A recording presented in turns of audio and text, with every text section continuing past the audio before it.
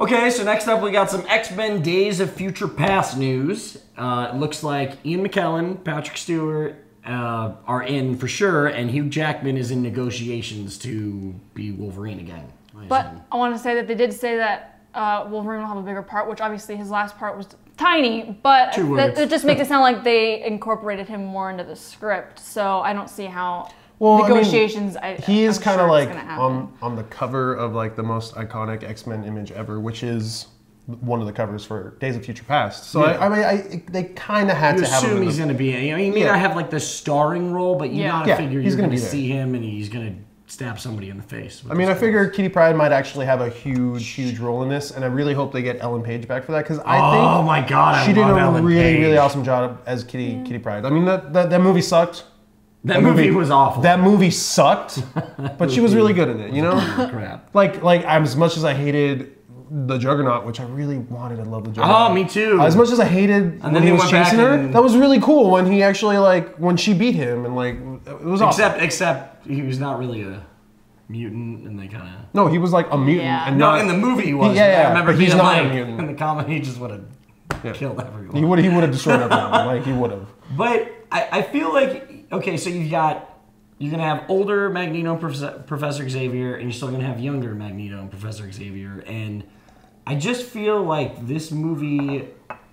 I'm sure they're trying to set this up so it saves the X-Men franchise, but I feel like this is just going to make it more confusing. Because I've never seen a movie franchise have a less understanding of the previous movies they made.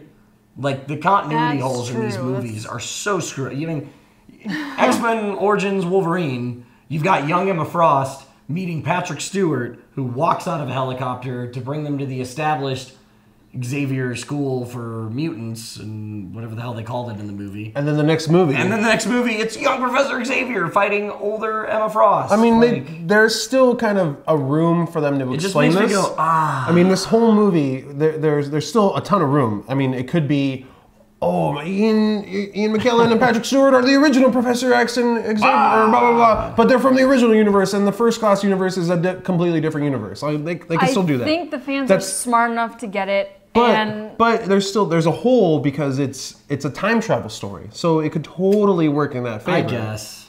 If they do it correctly, they can pull it off as they did in Star Trek when they put Leonard Nimoy in it. But if they do that, it's cheap, and they shouldn't. I'm just saying that terrible. No, I know. It's possible to pull it off. I agree with you. It's totally possible, but it's a total cheap move, and it's a low blow. And you should, if any movie deserves a reboot, I don't think Spider-Man did. I don't think.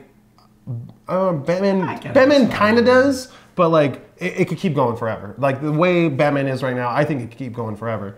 It's not, obviously, but I think X-Men needs a reboot. X-Men needs to start fresh. Just a clean slate. Starting at Marvel again would be the best. But I mean, you gotta think, 20 like, years those down movies. the line. I think the superhero movies we have today are possible because X-Men came out when it did, but they were still learning. At that time. No, obviously. I mean, the first two, I think, were amazing. They were really, really good. They stuck to the basics that you want from the X-Men movie, from an X-Men story. They showed the cool mutants and the cool characters and the cool powers. And, you saw, like, Toad, and he actually looked like Toad. As much as you could get that, like, Toad face, whatever. I can't do it. And what did the first two have in common?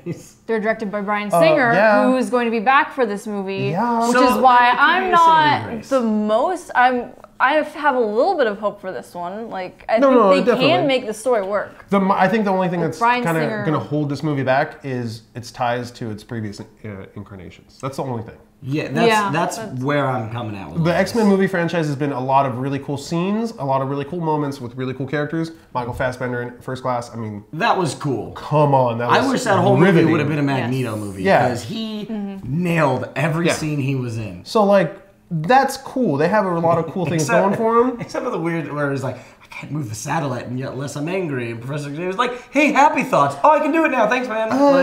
That was so easy. But no, I'm with you in that. I feel like they should clean slate it, but hopefully, I don't know, maybe Bryan Singer's got like a trick up his sleeve where he's going to say, kapow, saved. I mean, he can't save all the plot holes. There's no way that he can save it. But I think he can make it better than we've gotten for the last If you do, couple movies. I'm gonna make sure this guy never calls you the Galactus of media because you're awesome. Pop culture and whatever. Try to get attention. Yeah, Pay attention. he's a loser and he doesn't need it. That's a really mean. I thing love to you. say. Whatever. Anyways, I really, really, really hope this is gonna be awesome. I really think these are just overblown cameos, but they could probably be really like the saving grace of the movie. So I think it's gonna be awesome. I guess we'll have to have a wait positive and see. outlook. Right. I'm And now we play the waiting game. That we do.